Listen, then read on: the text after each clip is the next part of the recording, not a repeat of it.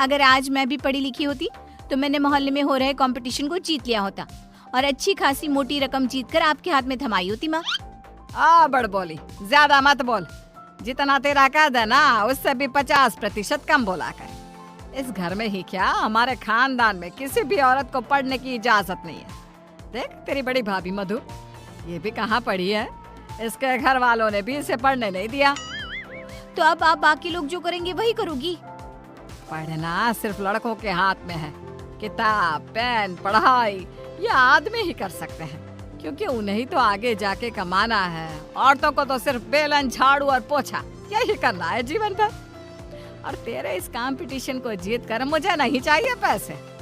मेरा बड़ा बेटा सागर अब कमा रहा है और छोटा बेटा तेज भी अपने कॉलेज की पढ़ाई के बाद कमाएगा ही। तारिणी, तू तो बस अपनी बड़ी भाभी से खाना बनाना और घर के बाकी काम करना सीख ले।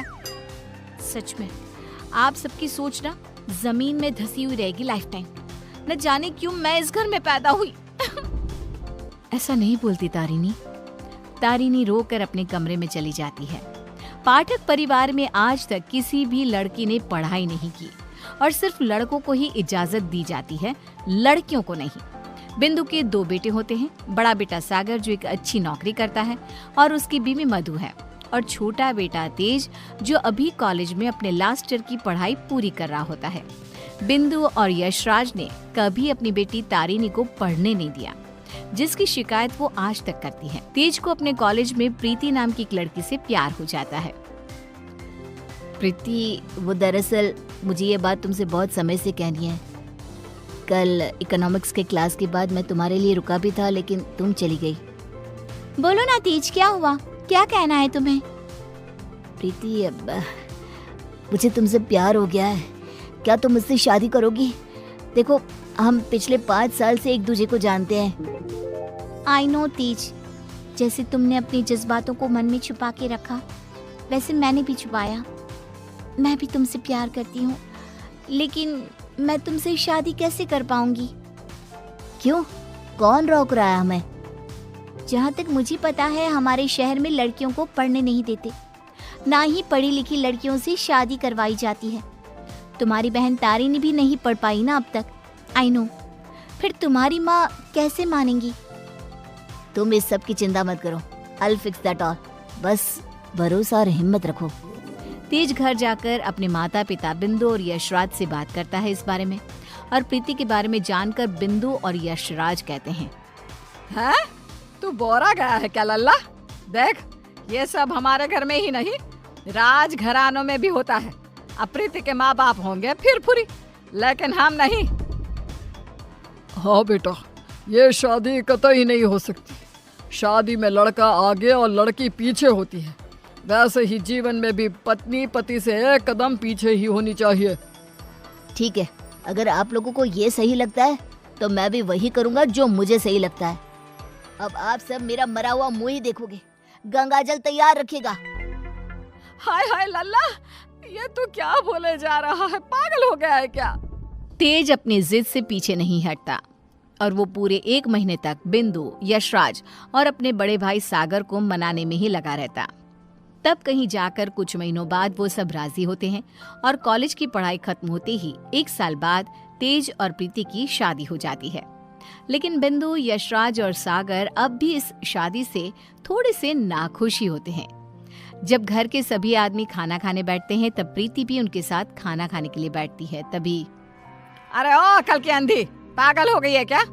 अरे माना कि तुम एक पढ़ी लिखी लड़की हो, लेकिन इसका मतलब ये तो नहीं ना कि घर के और ससुराल के तौर तरीकों का पालन भी ना किया जाए। खाना पहले घर के आदमी खाते हैं और फिर औरतें खाती हैं, दोनों एक साथ नहीं बैठे, समझ गई? लेकिन मम्मी जी, ऐसा क्यों? मेरा मतलब खाना तो सबका एक ही होता है ना, तो सब अलग अलग बैठकर क्यों खाए?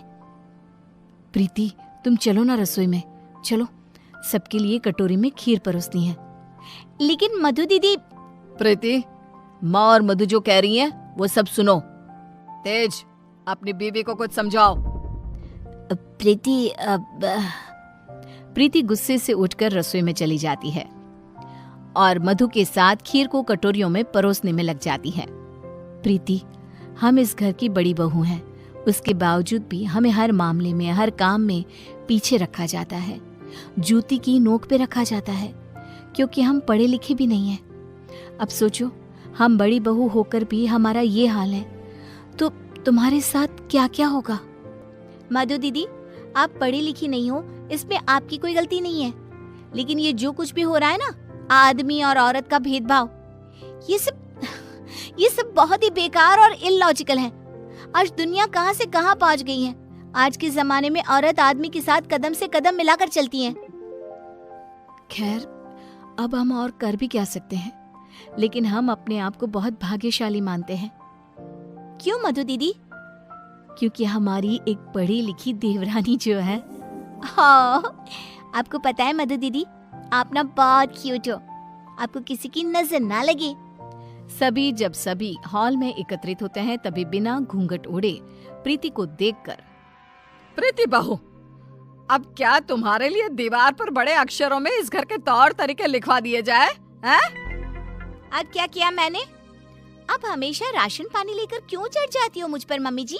आई जस्ट डोंट अंडरस्टैंड। प्रीति बहू, आज तुम बगैर घूंघट के दिख गई हो। आइंदा से अगर ऐसा बिना घूंघट के दिखी ना, तो मुझसे बुरा कोई नहीं होगा। मधु बहू को देखो, सोते समय भी घूंघट ओढ़े ही सोती है, नींद में भी ये हमारे आदेशों का पालन करती है। और हाँ, एक और बात कान खोल कर सुन लो, आइंदा से बड़ों से और अपने इर्द गिर्द के आदमियों से इतनी बदतमीजी से बात नहीं करना, और इस घर की 4 दीवारों में सिर्फ और सिर्फ सरल हिंदी भाषा का ही प्रयोग होगा। अंग्रेजी भाषा नहीं गूंजनी चाहिए। तेज, अपनी धर्म पत्नी को समझा कर रख। प्रीति निराश हो जाती है और अपने कमरे में चली जाती है। रात में वो तेज से कहती है, तेज, ये सब क्या हो रहा है? तुम्हारे घर वाले इतने पागल कैसे हो सकते हैं? अगर मुझे ये अंदर की बातें पता होती ना, तो मैं कभी तुमसे शादी नहीं करती। I married you just because तुमने कहा कि तुम्हारे घर वालों को मुझसे कोई ऑब्जेक्शन नहीं है। हाँ, तो वही हुआ ना। वो कुछ बोले क्या तुम्हारी पढ़ाई लिखाई पर? अब बाकी कुछ रूल्स रेगुलेशंस है घर की लड़कियों और बहुओं के लिए, अब उन्हें तो फॉलो करना ही होगा ना। आई नो वो थोड़े बहुत गलत है, लेकिन अब हम और कर भी क्या सकते हैं। एक दिन जब यशराज दूध वाले का हिसाब कर रहा होता है, तभी ये 3 हफ्ते जुलाई महीने के और 2 हफ्ते अगस्त के, तो कुल मिलाकर पूरे हुए।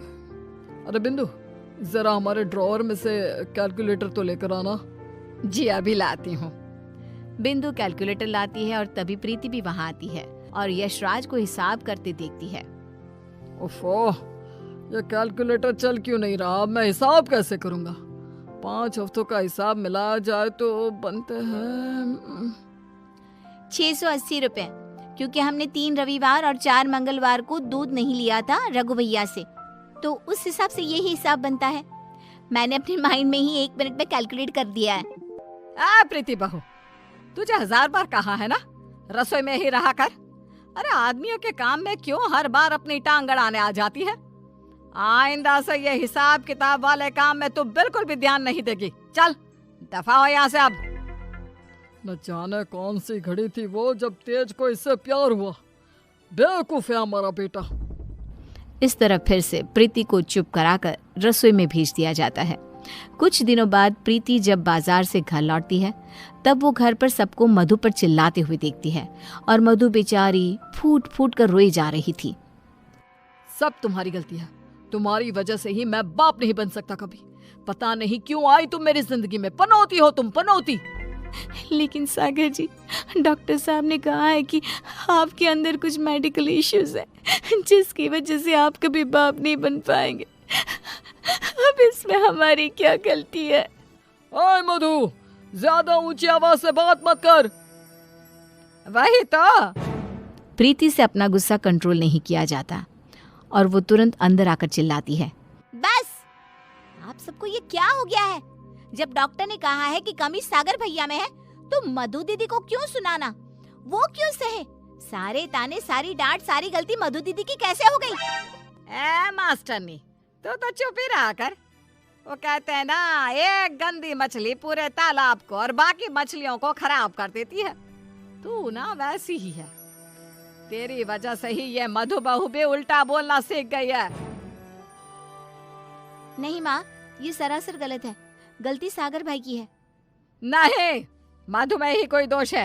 हमारे बेटे सागर में कोई दोष हो ही नहीं सकता। ये मनहूस मधु कुंडली मारकर बैठ गई है हमारे सागर के जीवन में। मधु दीदी, ये आपके हाथ पाँव पर निशान कैसे? बोलिए।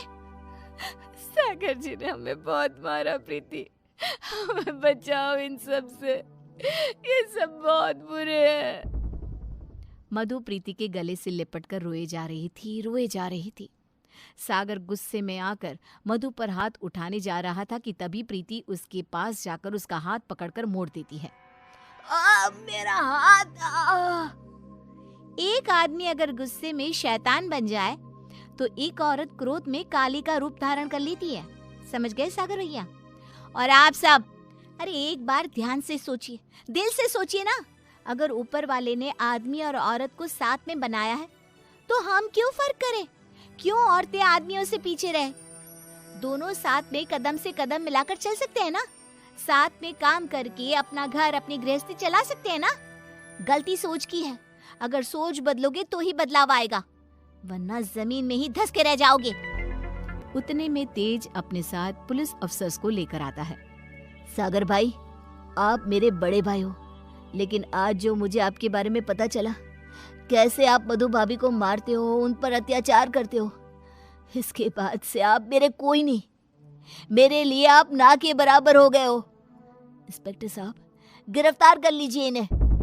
पुलिस सागर को डोमेस्टिक वायलेंस के केस में गिरफ्तार कर लेती है और उसे लेकर जाती है। माँ, पापा, प्रीति और मैंने फैसला कर लिया है कि हम अब इस घर में और नहीं रहेंगे और अकेले किसी शहर में जाकर रहेंगे। मधु दीदी और तारिनी भी हमारे साथ चल सकती हैं। इस तरह तेज और प्रीति वहां से चले जाते हैं और मुंबई शहर आकर तारिनी और मधु दोनों भी पढ़ने जाती हैं और सभी अपना जीवन खुशी से बिताते हैं। वहीं बिंदु और यशराज, जिन्हें तेज हर महीने पैसे और खत भेजता है, वो दोनों अपने बच्चों की याद में रोते रहते हैं और उनकी खतों को ही पढ़ते रह जाते हैं।